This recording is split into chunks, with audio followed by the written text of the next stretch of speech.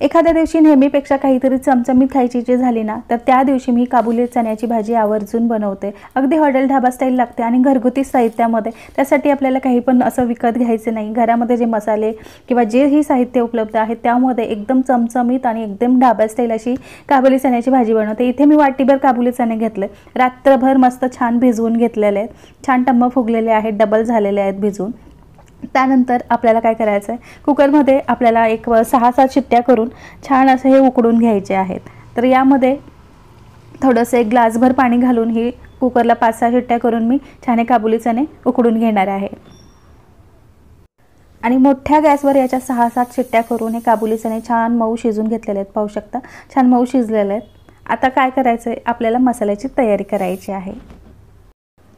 आणि काबुली चणे भिजवण्याशिवाय यासाठी आपल्याला कुठलीही पूर्व तयारी करायची नाही। आपल्याला यासाठी कुठलाही मसाला भाजत बसायची आवश्यकता नाही। मिक्सरचं भांडं घ्यायचं, त्यामध्ये एक चौकोनी तुकड्यामध्ये मध्यम आकाराचा कांदा बारीक कट करून घातलेला आहे। त्यानंतर आलं आणि लसूण घातलेलं आहे। तिखट असलेली एक हिरवी मिरची तुकडे करून घातलेली आहे। त्यानंतर कोथिंबीर घालायची आहे आणि हे सगळं आपल्याला बारीक वाटून घ्यायचं आहे। तर इथे मी पाणी न घालताच इथं थोडंसं वाटून घेतलेलं आहे, ते पाहू शकता अशा प्रकारे। आता हे सगळं वाटण एका बाउलमध्ये काढून घेतलेलं आहे। त्यानंतर एक मोठ्या आकाराचा लालबुंद पिकलेला टोमॅटो घालून टोमॅटोसुद्धा आपल्याला छान वाटून घ्यायचं आहे। टोमॅटोची प्युरीसुद्धा तयार झालेली आहे। गॅसवर एक पॅन ठेवलेला आहे आणि साधारण 2 टेबलस्पून इतकं मी तेल घातलेलं आहे। यामध्ये तेल थोडंसं जास्तच घालायचं किंवा आपल्या आवश्यकतेनुसार। तर तेल गरम झाल्यानंतर 2 लवंगा, 1 दालचिनीचा तुकडा आणि 1 तेजपत्त्याचं पान तुकडे करून घातलेले। त्यानंतर आपले साधे जिरे घातलेले आहे, चमचाभर मसाल्याच्या डब्यातला चमचा आहे। ही फोडणी चांगली परतून घ्यायची।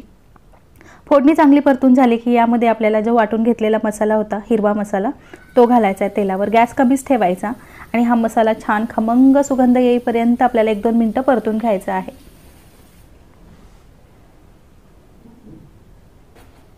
एक 2-3 मिनिटं मसाला चांगला परतून घेतल्यानंतर आपल्या घरातलेच यामध्ये मसाले घालायचे। तर 1 चमचा इथे आपली लाल मिरची पावडर आहे रंगाची, अर्धा चमचा इथे आपलं घरचं काळं तिखट, पाव चमचा हळद आणि 1 चमचा धने पावडर। बस इतकंच साहित्य आहे। या मिश्रणामध्ये किंवा या मसाल्यामध्ये घालून आपल्याला पुन्हा छान परतून घ्यायचं। 1 मिनिटभर याला मी चांगलं परतून घेतलेलं आहे। मसाला चांगला परतून झालेला आहे। आता यावेळी आपल्याला घालायचं आहे टोमॅटोची प्युरी। तर टोमॅटोची प्युरी घालून झाल्यानंतर सुद्धा आपल्याला चांगलं परतून घ्यायचं आहे या मसाल्यामध्ये टोमॅटोची प्युरी एकजीव होईपर्यंत। आता हा मसाला आपला पूर्णपणे परतून झालेला आहे। मिक्सरच्या भांड्यामध्ये थोडंसं पाणी घालून हिसळून या मसाल्यामध्ये घातलेलं आहे। पुन्हा छान याला एकजीव करून घ्यायचं आहे आपल्याला। आता 2 मिनिटं असंच आपल्याला हे शिजून द्यायचं आहे, या मसाल्यातून थोडंसं तेल सेपरेट होईपर्यंत। इथे पाहू शकता मसाला छान शिजलेला आहे, तेल यातलं सेपरेट होत आहे। आता आपला हा मसाला पूर्णपणे भाजून किंवा परतून तयार झालेला आहे। आता यावेळी आपल्याला घालायचे आहेत आपले उकडून घेतलेले काबुली चणे। आपल्याला सगळे काबुली चणे यामध्ये घालायचे नाहीत, 1 चमचाभर आपल्याला हे बाजूला ठेवायचे। का ठेवायचे ते नंतर सांगते। आता जे चणे घातलेले ते मसाल्यामध्ये आपल्याला 2-3 मिनिटं छान परतून घ्यायचे आहेत। हा मसाला पूर्णपणे छान याच चण्यांना कोट व्हायला पाहिजे।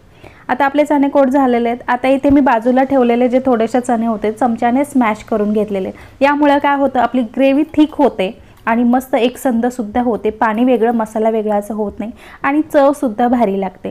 आता हे स्मॅश केलेलं चणे सुद्धा या मसाल्यामध्ये घालून थोडंसं परतून घ्यायचं आहे आणि यानंतर आपल्याला पाणी वाढवायचं आहे। तर आपल्याला चणे आता ऑलरेडी शिजलेले आहेत। तर आपल्याला जर सुकी चण्याची भाजी पाहिजे असेल तर नुसता मसाला हवा असेल तर तुम्ही असं सुद्धा खाऊ शकता। थोडंसं 1 चमचाभर पाणी घालून हा चना मसाला तयार होतो किंवा मग थोडीशी ग्रेव्ही हवी असेल तर यामध्ये थोडंसं तुम्ही पाणी वाढवू शकता।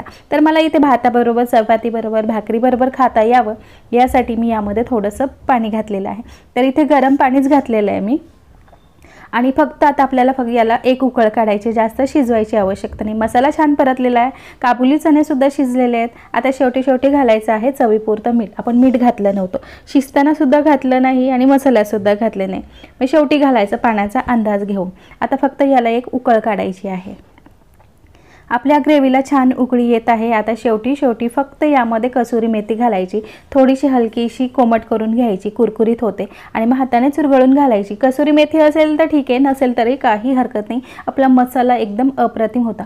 यानंतर आपल्या घरातला कुठलाही सब्जी मसाला, गरम मसाला यामध्ये घालायचा असेल तर घालायचा, नाही घातला तरी चालणार आहे, तशी सुद्धा भाजी खूप छान लागते। तर यामध्ये मी 1 चमचा गरम मसाला घातलेला आहे, सब्जी मसाला कसुरी मेथी घातलेली, छान उकळी आलेली, ग्रेव्ही तयार झालेली, छान तवंग आलेला आहे, याला पाहू शकता। तर मंडळी, रेसिपी आवडली असेल तर लाईक, शेअर, कमेंट आणि सबस्क्राईब करायला विसरू नका।